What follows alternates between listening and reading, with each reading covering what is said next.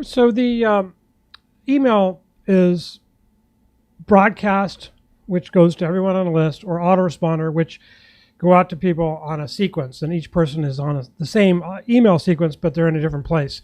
So with an autoresponder, you might have 1, 2, 3, 4, 5, 6, 7, and if you opt in today, you start on 1, and then the next day you get 2, and the next day 3.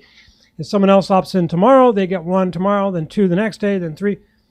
We generally send mostly broadcast because we can measure results more easily, and we can evaluate and examine our results more easily when they're broadcast. And what you tend to do with autoresponders, you just tend to leave them alone and you never optimize them because you just forget about them because you have a million other things you're doing, and we're all inundated, right?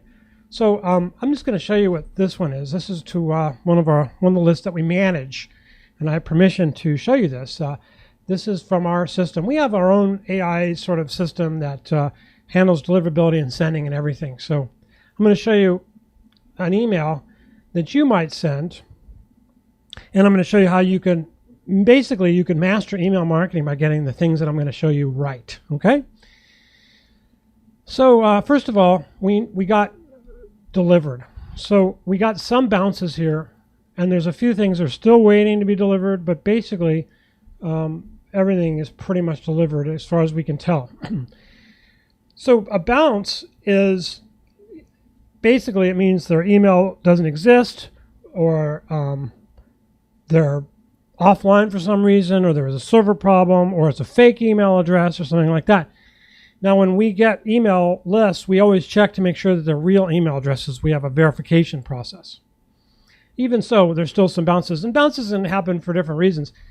You don't want a lot of bounces because that is going to lower your deliverability quite a bit. So you want to have minimal number of bounces, but this is what's the bounce ratio? 0.2. That's a reasonably good bounce ratio. In queue means they are still waiting to get delivered, and there's always going to be something in queue. That's not a big deal.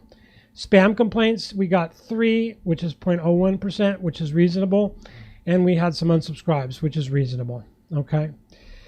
So this is the email. Now, we do a little bit nasty emails. I'm going to tell you that. I already mentioned it before if you've seen some of my other videos. I like them, but people may find them a bit racy, because they are. Because we sell sex, drugs, we don't sell that, but we sell sex in a way. I like their... Okay, I'm going to view the email. So before we do that, let's look at one more thing. Oopsie daisies. It's annoying. Okay, subject line. Push this vulva spot and see what happens. So we test subject lines a variety of ways. Now, the best way of finding good subject lines, if you're new at this, remember, subject lines are designed to get open. You've got to first get opened. So what I like to do is I go to YouTube, right? I go to YouTube and I find subject lines that relate to the thing. And what I do is I do a sort by number of view count. So this got 33 million views. Body exploration vagina. Subscribe now, waiting part 2. I don't know. That's kind of an outlier. This one is sort of an outlier in a way. It's interesting. These are for women. You can tell they're for women. I'm selling to men, so I'm going to work with men. We don't care about any of these. This one might be good. Vagina, sex ed video. Your vulva is more beautiful than you think. I think women's vulva is very beautiful. My wife says anyway. Look at this one. How to make a cow urinate. I'm still not thrilled with any of these. I mean, these are, it's a little weird topic maybe for you. Perhaps, but I'm going to show you what I would do. I would probably use her vulva is more beautiful than she thinks. I would use a subject line like this. So let's assume you're selling dog training. Okay, that's a little easier topic. I would put in dog training. Now let's say that your subject of your video is traveling with your dog in the car. Okay? All right, so I would put something like that. And then I would do my search for view counts, right? And then I would, so this has 97 million views. Obviously, this is a fun video, and it's got Prince Michael and whatever, whoever that is. Just kidding. Police dog put down. Oh, that's horrible. I'm still looking for things that I can use. Okay, how to travel with your pet in the car would probably be a really good subject line. Probably get a lot of opens.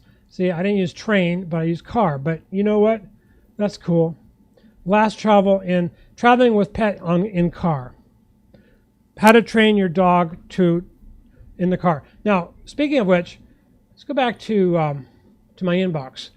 There's some things that are visible here. There's the subject line, and then, depending on someone's resolution and what device they're on, there's the first line of the email, which we call the teaser line. So it's the subject line and the first line, which is the teaser line.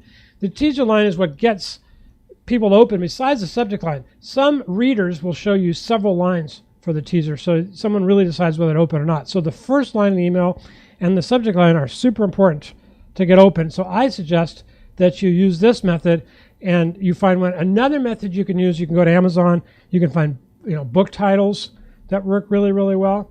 And what we can probably do at this stage of the game is we can probably do some AI stuff. I will show you what I would do there. I've been using this one lately. We use ChatGPT but we use this too. Show me 5 great subject lines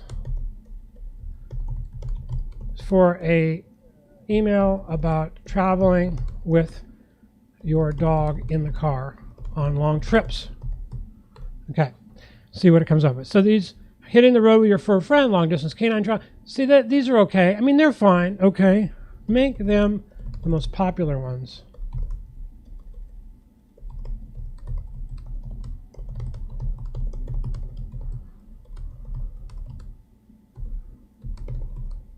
See if that works.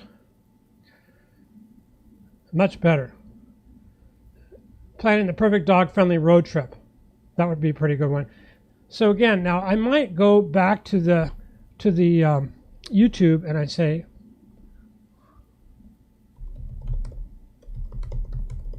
planning a car trip with the dog.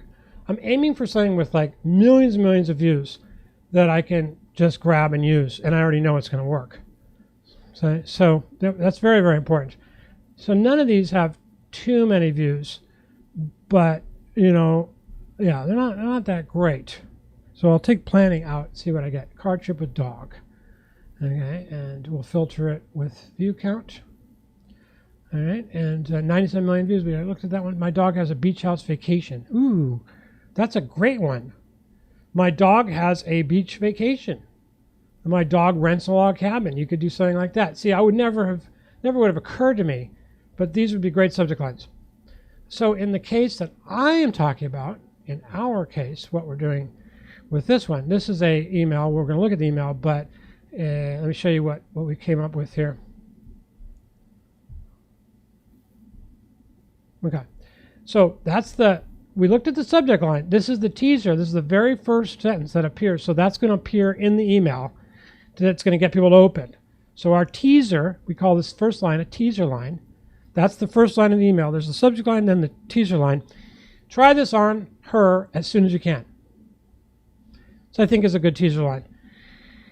And then we put an unsubscribe link and report as spam and change email preferences. You would, this is part of our system. I'm not going to click on those right now. This is, again, kind of adult. We found these animated GIFs are incredibly valuable to get opens and engagement. Incredibly valuable. You have to be using animated GIFs. And we have a process to make sure they're legal to use. We license them. And then we have our copy here. We have another one. And then here's the call to action. This is actually an email ad. Then we have the call to action. Now, there we have the subject line is based upon this ad. Remember the subject line? Based on this ad. But then we have stuff about urea, which is a chemical, and it's used as fertilizer, and it's used for medically. We have a whole thing about that. And then there's a second ad at the bottom. And you see, so that's basically our email. And the big things is having the subject line and the teaser line, because that's what's going to get people engaged. And that's really the key to mastering email marketing, honestly. Those things, and then writing the email in such a way that you give good information. We have great information that no one else has. And we have fun and exciting things. We reward people by having all these gifts, right? So that, and we got a pretty good deliverability, pretty good, low spam rating, low unsubscribes, and this email was very successful. We made thousands of dollars with this email. So that is basically how you want to master email marketing. You want to get the subject line that gets and the teaser line that gets opened. You want to have good deliverability in terms of avoiding bounces, especially hard bounces, and using those GIFs, those animated GIFs, and just being interesting, exciting is very good. It rewards people for opening, and then we will get the click and go from there. And the sales were very good, so we know that it worked.